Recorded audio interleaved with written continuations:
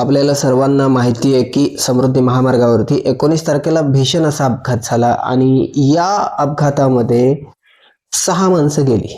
4 माणसं कारमधली गेली आणि 2 माणसं जे आहेत ना ते आयचर ट्रकमधले जे चालक होते ते गेले. आता अपघाताचं कारण जे आहे ना ते काय आहे माहिती आहे का की मुंबईकडे जाणाऱ्या लेनमध्ये इथेनॉलचा जो ट्रक आहे हा पलटी झाला आणि त्यानंतर ट्रॅफिक जे आहे ते बंद करण्यात आलं आणि नागपूरकडे जाणारी जी लेन आहे ही लेन या लेनमध्ये विरुद्ध दिशेने मुंबईकडे गाड्या पाठवण्यात आल्या आणि नागपूरकडे जी जाणारी लेन होती या सगळ्या गाड्या ज्या आहेत त्या थांबवल्या होत्या.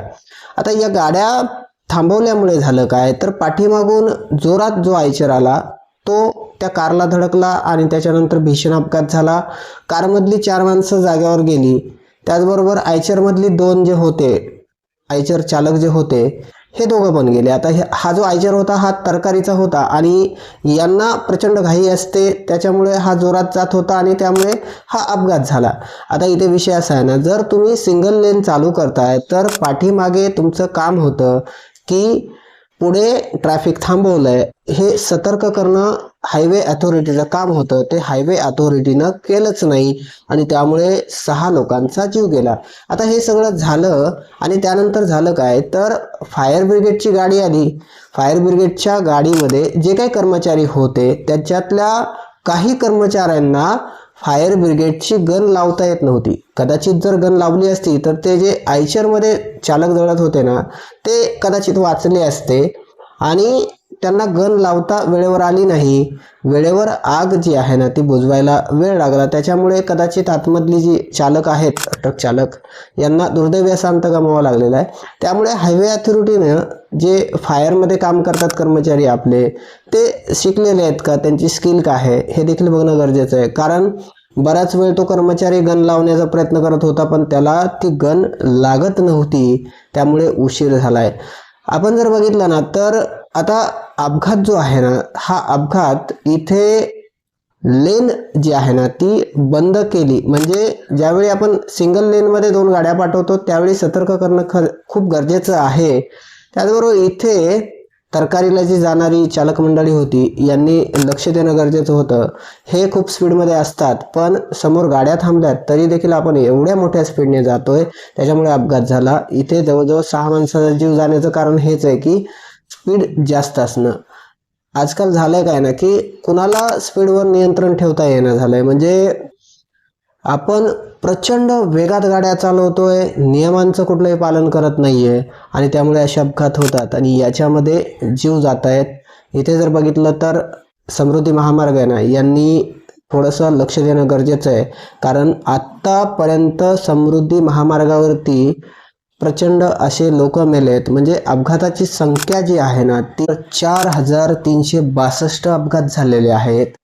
याच्यामध्ये 714 लोक जे आहेत ना ते दुर्दैवी त्यांचा मृत्यू झाला. याचं कारण होतं स्पीड असणं नियमांचं पालन न करणं आणि एवढे अपघात होऊन एवढे माणसं जे आहेत ना ते आतापर्यंत त्या हायवेवरती गेले आहेत. आणि अपघात जे आहेत ना हे अपघात कधी होत आहेत माहिती आहे का तर समृद्धी हायवेवर सर्वे केला गेला आणि त्याच्यामध्ये सर्वात जास्त जे अपघात आहेत हे रात्रीच्या वेळी झालेत. ते रात्री 12 ते सकाळी 4 या वेळेमध्ये झालेले आहेत.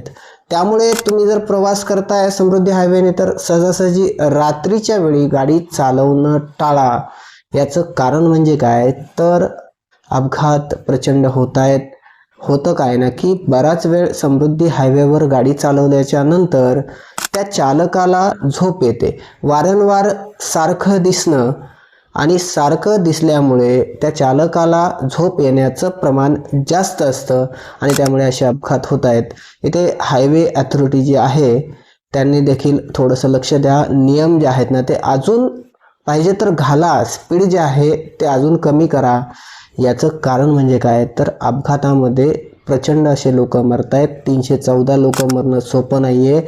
आतापर्यंत एवढे मोठे अपघात झाले त्या हायवेला म्हणजे माणसांची किंमत शून्य झाली आहे का. कारण रस्ते अपघातामध्ये भारतामध्ये सर्वात जास्त माणसं मरत आहेत.